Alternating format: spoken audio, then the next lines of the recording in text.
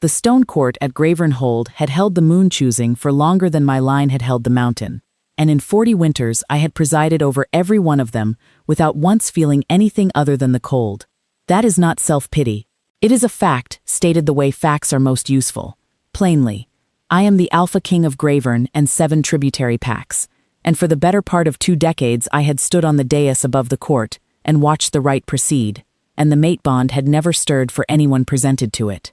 My wolf Kale, silver as weathered birch bark, old enough to have a gray muzzle and opinions about everything, had sat at my left boot through 39 moon choosings and done nothing but yawn. 2 nights before the 40th, he had vanished from my chambers and run down into the mountain village without explanation.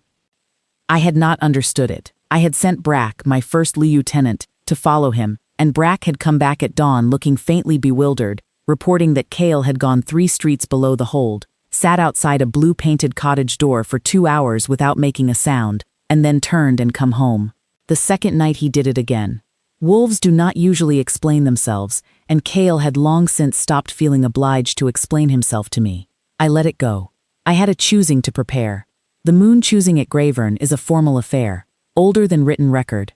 Every unmated omega of adult age within a day's ride is permitted. The law requires it, regardless of rank or wolf status, to present themselves in the stone court on the night of the full moon. The court is open to the sky, ringed by torches, the old carved wolf pillars standing like sentries at each corner. Alphas from Gravern and its tributary packs may walk the line and, if the bond stirs, name a mate then and there before the assembly. It is a dignified event. My grandmother ran it and her grandmother before her, and the bones of the rite have not changed. What has changed, in my tenure, is that the assembled titled families have learned to treat it as a social performance as much as a genuine seeking. The Omegas who come from the ranked houses, the Varl family, the Denholm line, the twin daughters of Creswick Hold, are dressed in their finest and positioned near the front of the line. Their mothers stand nearby, everyone knows where to look. The Omegas from the unranked families, the village dyers, the mill workers, the women without wolf gifts, are permitted by law to stand in the line, and they do. But they know their position without being told. They are placed, by convention and by the quiet pressure of the titled family's stewards, toward the back. Some years there are women at the very end of the line who have come to 3 or 4 moon choosings and never been approached. They stand with the careful stillness of people who have learned not to let hope show on their face. I had noticed this over the years the way you notice a pattern of weather, as a fact about the world, not a wound. My council considered the arrangement natural. I had not thought much about it. I was thinking about it on the 40th choosing, though, because Kale would not sit still. He was stationed at my left boot as always, but instead of the habitual drowsy authority with which he usually held that post, he was on his feet, head up, ears forward, scanning the court below the dais with the focused intensity of a wolf who has caught a scent and is working out where it is coming from. It was not threatening. It was the opposite of threatening. He looked almost eager, which Kale almost never looked. I had not seen him move like that in years. The rite had been proceeding for perhaps half an hour. The titled Omegas at the front of the line had been approached, considered, and, in 2 cases, named. I had watched and given the formal words of acknowledgement as tradition required, but no one in my line of sight had moved the bond in me. That was not unusual. I had grown used to it. I was watching Kale more than I was watching the line. He was watching something near the back gate. The line of presented Omegas curved around the outer ring of the court, and the far end of it was near the archway that led to the village road. Torchlight was thinner there. The women at that end stood in pairs or alone, some of them in plainer dress. None of them with titled family members posted nearby with the alert, proprietary energy of the Varl and Denholm mothers. I could see perhaps 8 women in that part of the court. At the very end of the curve, standing alone and slightly apart from the nearest cluster, was a woman I had not seen at a choosing before. She was not dressed for ceremony the way the titled families dressed their daughters. She wore a good gray wool dress, well made but unadorned, and a dark blue overdress that I recognized by its particular shade, the deep, near-black indigo that only the Revna dye house produced in our mountain district. The color was distinctive and excellent, and anyone who had ordered cloth for the Hold's winter festivals would know it. I had ordered it myself, through the steward. I had never thought about who made it. Her hands, even at this distance and in torchlight I could see, were stained at the fingertips, blue, the mark of the dye vat. She had done her best with them. Her nails were clean, and she was wearing the indigo overdress to hide the worst of it, but the color had settled into the creases of her fingers, the way it does when you work with it daily, and it does not come out entirely no matter how long you scrub. She was standing very straight, not the performed straightness of the titled daughters who had been coached to present well, but a quieter kind. The straightness of someone who is not going to let anything she feels show in her body, because she has made a decision that this is how she will conduct herself, and she is keeping to it. Kale, beside me, made a sound I had not heard him make since he was a young wolf, a low, short note, almost inaudible, not a growl, something warmer than that. I looked at him. He was not looking at me. He was looking at her. She did not notice. She was watching the rite proceed ahead of her, in the line with the measured attention of someone who is paying respectful witness to something that is not, this year, going to involve her. She had the look of a woman who has made her peace with a thing and is simply waiting for it to be finished so she can go home. The line moved slowly. The moon choosing is not hurried. Alphas walked and paused and moved on. Some spoke briefly with the women they approached. Others simply bowed and stepped back when the bond did not rise. It is a dignified process. No one is meant to feel the absence of approach as a verdict. Whether they feel it that way anyway is a different question. The woman in the indigo dress watched. She did not shift her weight. She did not smooth her skirt, or look toward the dais, or perform any of the small self-conscious adjustments that reveal hope pretending to be indifference. Either she had excellent control of herself, or the hope had genuinely gone somewhere she could not reach it anymore. The queue ahead of her thinned. One by one, the alphas who had walked the length of the line without naming a mate returned to their places. The rite was drawing toward its conclusion. The front of the line, where the titled families had clustered, had been thoroughly addressed. The back was almost untouched. She would have known. She was paying attention, and she was not a fool. I watched her absorb the information that the rite was ending, and she would be one of the women who had stood through all of it without being approached. She did not flinch. Her chin stayed level. She drew one slow breath. I could see the rise of it from the dais, and then she looked toward the gate. That was when Kale moved. He was off my boot and to the edge of the dais in 3 strides, which was more movement than I had seen from him in months, and he was looking at her with an intensity that finally, on the 40th moon choosing of my reign, made something in my chest snap into recognition like a lock turning over. It had been her. The cottage door 2 nights running, the blue-painted door in the village below the hold. Her door. She had already begun to move. Not dramatically, not with any display. She simply turned from the line toward the gate, the way you turn when the thing you came for is finished and it is time to go home. She was not fleeing. She was leaving with the same quiet dignity with which she had stood, and something about that steadiness, that refusal to let the shape of the evening collapse her, did something to the back of my ribs that 40 years of standing on the dais above the moon choosing had never done.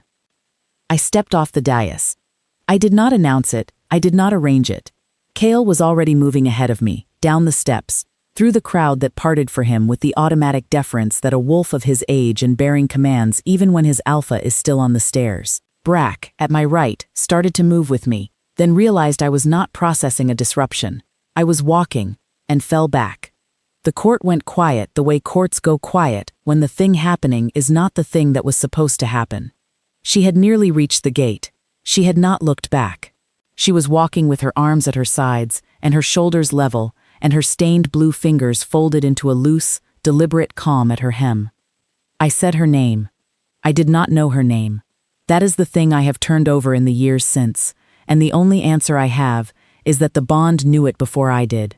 The word came out of my mouth, Revna, with the certainty of something I had always known, the way you know the weight of your own sword, or the particular sound the north wind makes when it turns around Gravern's highest tower.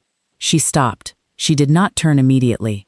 I saw her absorb the fact that someone had spoken, that a voice from behind her had said her name in this court on this night, and I could see in the set of her shoulders the effort of working out what was happening, because this was not a thing she had prepared herself for. Then she turned. I had crossed half the distance. Kale was already at her feet, not circling, not sniffing, simply there, settled, the way he settles when he is somewhere he intends to stay. I do not think she had expected a silver wolf to be sitting on her feet at the moon choosing, because her eyes went to him for a moment, before they came to me, and something shifted in her face. Not hope, not yet. Caution, maybe. The careful attention of someone who is not going to allow herself to understand something until it has been stated clearly enough that she cannot mistake it. I reached her. The whole court was watching. I was aware of that the way you are aware of weather. It was there, it was real, and it was not the thing I was paying attention to. She was shorter than me by half a head. Her eyes, in the torchlight, were the particular gray of cloud before snowfall. She was looking at me directly, which many people do not do when the Alpha King of Gravern is standing 2 feet from them. I held out my hand. She looked at my hand. She looked at my face. She was working through it methodically, this woman, not going to give anything over without understanding it. I respected that. I wanted her to understand it. The bond, I said. I was not given to long speeches at the moon choosing, and this was not the moment for one. It's been waiting for you. Kale has been going to your door for 2 nights. I didn't know why until just now. A pause.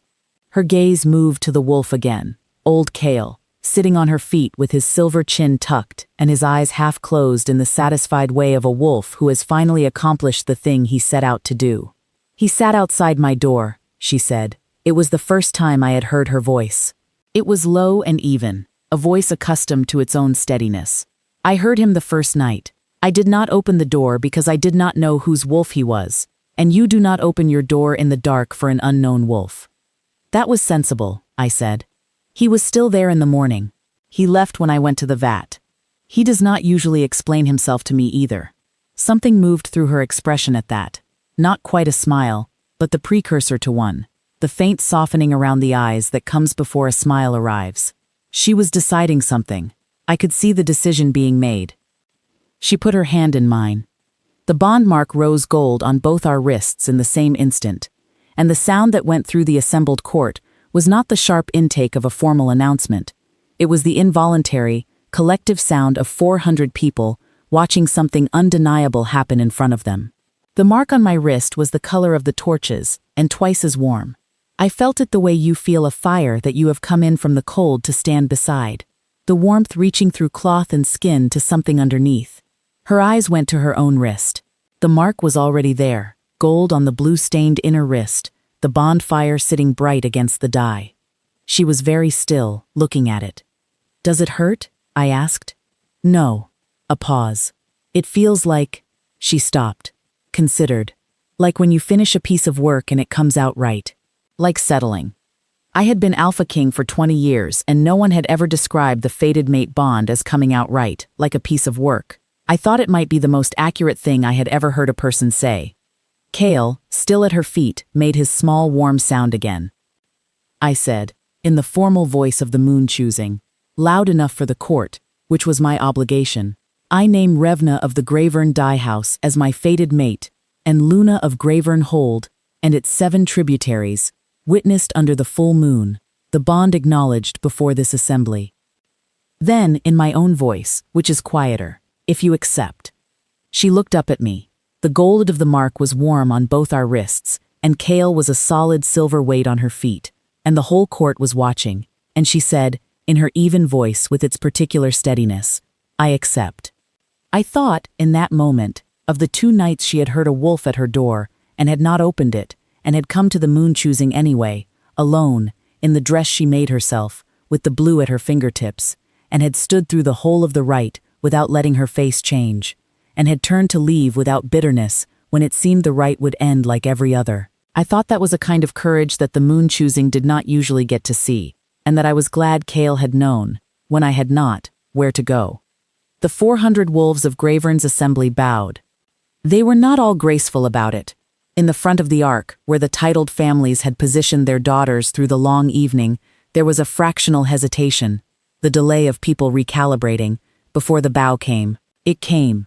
It came from the Varls and the Denholms and the Creswick contingent, and every alpha who had walked the line and passed her by. And it landed correctly, and the forms were held, and dignity is what it is, regardless of what a person feels under it. At the back of the court, near the gate, a small cluster of people I did not know were watching. 3 of them, an older woman and 2 younger, all with the look of relations, had the particular expression of people absorbing something they had not prepared themselves to absorb. I knew the look of kin who had told someone not to bother coming, that it was not worth the walk, that the choosing was not for people like her. I did not address them. There was no need. Revna had turned slightly and seen them, and what passed over her face was not triumph and not resentment. It was something quieter and more complete than either of those things. The look of a woman who has been given something she had stopped expecting and is choosing, with full deliberateness, not to use it as a weapon. I thought I was going to find that quality in her again and again. I was right. We did not know each other that night, or the week after, or even the month after, with the fullness that the word knowing deserves. The bond is not the same thing as knowledge. It is the beginning of it, the rightness underneath. And knowledge is what you build on top of it, with time and conversation, and the 10,000 small revelations that come from sharing a life. But there are things I knew about Revna from the moon choosing that I carried forward, and they proved to be the true things. She was not easily impressed. I found this out the morning after the choosing when I walked her through the north wing of the hold, the Luna's chambers, which had been unoccupied for 20 years, and showed it, the furniture under linen and the shutters closed. And she went through each room with the same methodical attention she had given my outstretched hand, assessing what was there and what it needed. She did not exclaim. She made observations. The wood of the window frames was sound, but the caulking wanted redoing. The linen press in the third room was better than the one in the second. The view from the east window was worth prioritizing, and would she be permitted to shift the furniture to make use of it? Yes, I told her. She could shift whatever she liked. She took that in and moved on to the next room. You are not what I expected, she said, by the time we reached the last chamber, the sitting room at the end, with the view of Gravern's pine stands and the mountain valley falling away below. What did you expect? I asked. She considered it honestly, the way she considered everything. Someone larger, she said. Not in body, larger in manner. Someone who would require more performance from the people around him. I had been told my entire reign that I was a severe and somewhat distant alpha king, which had always seemed to me a fair description of a person who does not find unnecessary words easy. I had not previously been told that my severity might read as a kind of consideration. I find performance tiring, I said. So do I, said Revna. We stood at the window in the empty sitting room, the pine stands dark below us and the valley in morning light, and reached an understanding that would hold for the rest of our lives, that we would not perform for each other, and that was the beginning of everything. She moved to the hold 3 days after the choosing, as the forms required, but she went back to the dye house first, to put her work in order, and leave her recipes and her vat logs for Petra, who was her apprentice, and would take the business forward.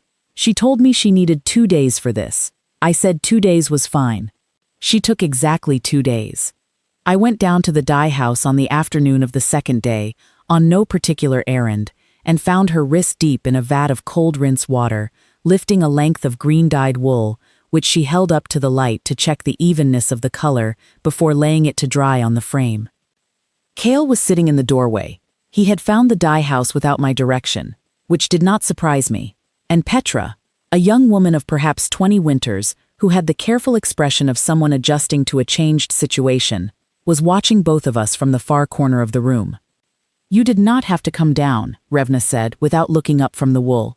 I know, I said. She laid the wool on the frame with the specific, particular attention she gave to the ending of a thing, making sure it was properly done before she was willing to call it finished. Then she dried her hands on the rag at her belt, which turned the rag blue and did nothing to improve the color of her fingers. The green is good, I said. It was. I did not know a great deal about dyeing, but I knew the color was even and clean, and had a quality to it that the merchants who bought Gravern cloth had paid extra for, year after year. It took me 4 years to get that green reliable, she said. Petra knows the process now. She looked at the vat. She looked at the drying frame. She looked at Petra. It will be good, Petra said quietly. Revna nodded once, the nod of a person who has decided to trust a thing she spent 4 years building and can no longer personally supervise. Then she untied her work apron, folded it over the edge of the vat frame, and walked to the door. Cale got to his feet when she reached him, and fell in at her side without fanfare. She did not remark on this. She had been accepting Kale's company as a straightforward fact since the morning of the second night, when she had apparently opened the cottage door at dawn and found him still there and given him half a bread roll. I had learned about the bread roll from Kale's behavior and later confirmed it with Brack, who had been watching from the alley. I did not tell her I knew. There are things it is better to know quietly. We walked back up to the hold together, Kale between us, through the village streets where the pack made way with the slight additional deference that a newly named Luna commands and that Revna accepted without becoming a different person. She acknowledged the bows and the murmured greetings the same way she had acknowledged everything from the moment I had called her name at the choosing, directly and without ceremony, with a courtesy that was not performance but simply how she treated people. Her aunt was on the market square. I know that is who it was because Brack had told me quietly, that morning, that there were 3 members of Revna's family at the moon choosing who had not been there at her invitation. Her mother's sister, and that woman's 2 daughters, who had apparently told Revna on the morning of the choosing that there was no use in her going, that no alpha of standing was going to look at a wolfless dyer from the low end of the village, and that she would save herself the embarrassment by staying home. She had gone anyway, alone. The aunt, a broad woman in her 50s who looked as if she had spent 40 of those years being confident that she understood how things worked, saw Revna coming up the market square with Kale at her side and the bond-marked gold on her wrist, and her face did a complicated thing that was not quite recognition and not quite contrition but contained elements of both. Revna saw her. She did not slow, and she did not hurry, and she did not look away. She met her aunt's eyes with the same even regard she gave everything, and she nodded. A single, unhurried nod. The nod you give someone you know well enough to acknowledge, and continued walking. The 2 cousins, behind the aunt, watched this happen. That was all. No speech, no confrontation, no performance. I thought about it for a long time afterward. I had seen vindication handled many ways in my tenure as Alpha King, some of them graceful and many of them not, and I had never seen it managed that quietly, and that completely. Your aunt was on the square, I said, when we were clear of the market. Yes, Revna said. She told you not to come to the choosing. A pause. She had known I might know that, and she was deciding how to answer. She thought she was being practical, Revna said finally. She was not wrong about how it usually goes. She was wrong this time. Yes. A pause. She will spend a long time thinking about that. I think that is sufficient. Kale pushed his silver head against her hand, which she allowed. She was right. It was sufficient. There is no vindication more complete than the one that requires no emphasis. The month after the moon choosing was a process of adjustment, and I will not claim it was smooth throughout, because it was not. A hold that has been run a certain way for 20 years does not reorganize its habits painlessly, and I had run Gravern without a Luna for so long that the household had calibrated entirely to a single axis of authority. Revna did not try to impose herself on that structure in the first days. She watched it the same way she had assessed the North Wing, methodically, without rushing to conclusions. And then she began, quietly, to do things. The first thing I noticed was that Petra sent up a new batch of dye samples. Revna had, it emerged, negotiated a continued supply arrangement before she left the dye house, on terms that were better for the hold than the previous steward's contract had been, because she knew the costs from the production side and the steward had not. She did not tell me she was doing this. I found out from the steward, who was visibly relieved. The second thing was that she learned the names of the hold's kitchen staff within the first week, not the senior cook, who the Alpha King routinely knew, but the 3 undercooks and the 2 scullery workers, whose names I did not know and whose existence I had registered only as background function. I became aware of this because I came through the kitchen hall one morning, and the scullery worker, who was perhaps 16 and had never previously said a word to me in the 2 years she had worked in the hold, held a door open for me and then said, quite naturally, "Good morning, Alpha King." She was smiling. I was fairly certain she had never done that before either. Revna, I found, was a person who noticed things. She noticed what people needed and what they were not saying, and where the structure of a place was pretending something was working when it was not. And she addressed those things without announcement, the same way she had put 4 years into the green dye until it was reliable, and then handed it to Petra. We walked in the evenings. This was her habit before it became mine. She had been accustomed to walking the village at dusk, in the half hour before dark, to let the day's tensions out through her feet, and she had continued the habit in the hold's outer ring. I found her on it the third evening, quite by accident, and walked with her, and neither of us found it awkward. Cale came too. He was not going to be left out of something that included both of us. We talked during those walks, and that is where the knowledge came from. Not the bond's rightness, which I had from the first night, but the actual knowledge of who she was, and what she thought, and what she had found hard, and what she had not. She told me about the dye house on one of those walks.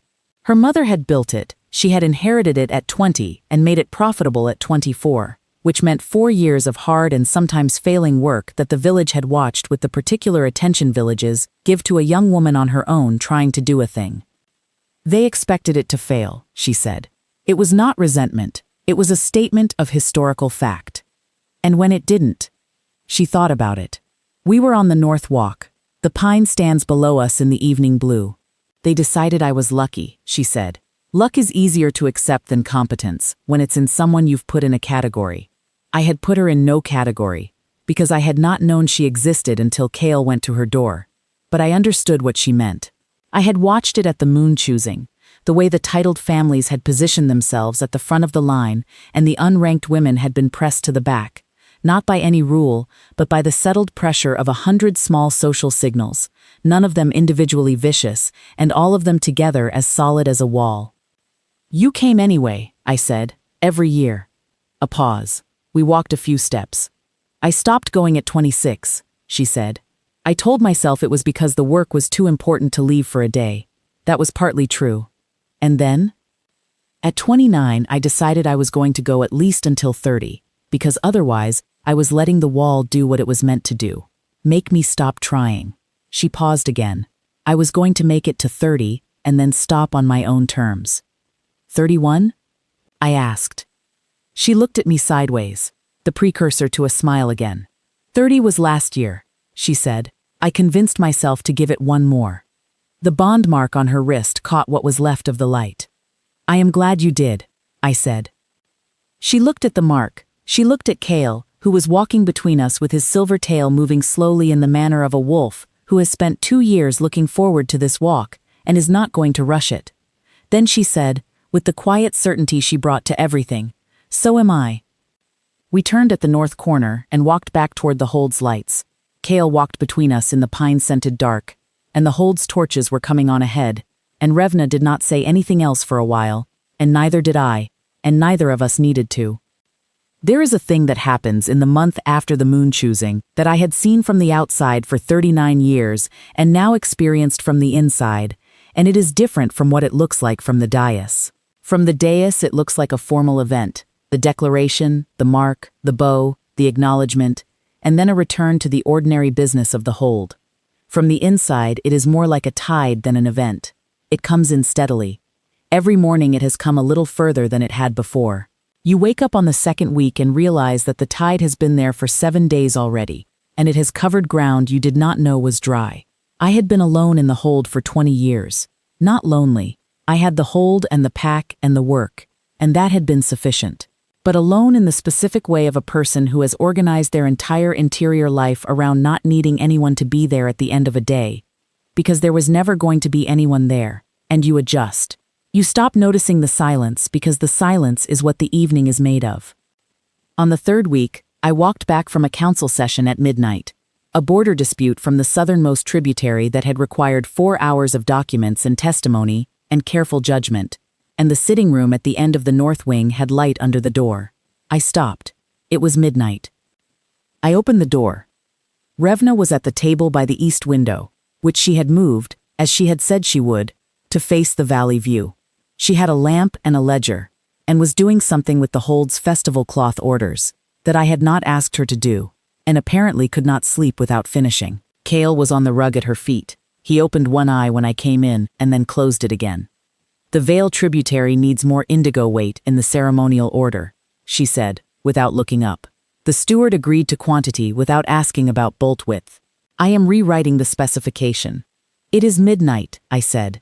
The steward's letter will go out at first light. She looked up. She looked at me for a moment, in the particular measuring way she had. How was the border dispute? I sat down in the other chair, the one she had not moved, the one that was, I realized, the Alpha King's chair at this table by default now, simply because she had taken the other one. Resolved, I said. The southern boundary will be surveyed in the spring. Brack will oversee it. Good. She looked back at the ledger. The surveyor from Gravern, or from Men? I had not decided. Gravern, she said. The Men surveyor's last 2 jobs went short on the eastern measure. I looked at his records when I was in the archive last week. I had not asked her to look at the surveyor's records. She had been in the archive on unrelated business. She had been reorganizing the hold's textile contracts, which had accumulated 3 generations of contradictory annotations, and she had noticed and filed it away because she noticed things. Gravern, I said.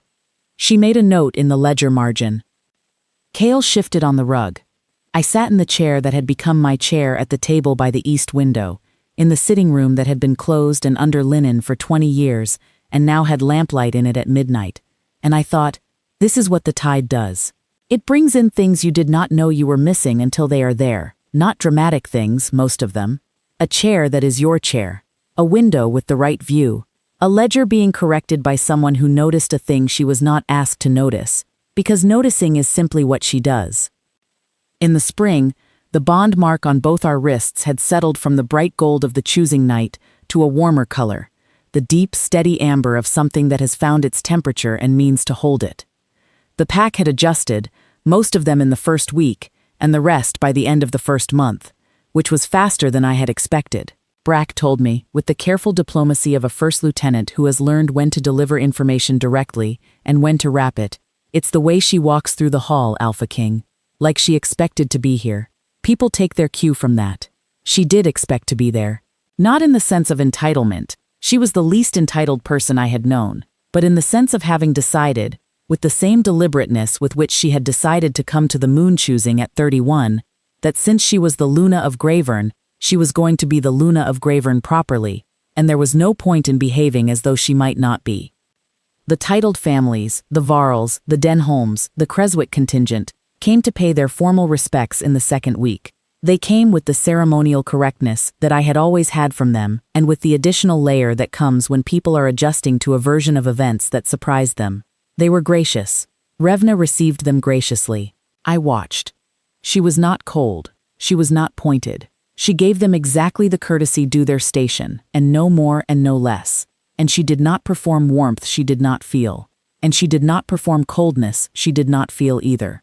She was precisely herself, which was a thing that took more confidence than most people have, and she had it in abundance.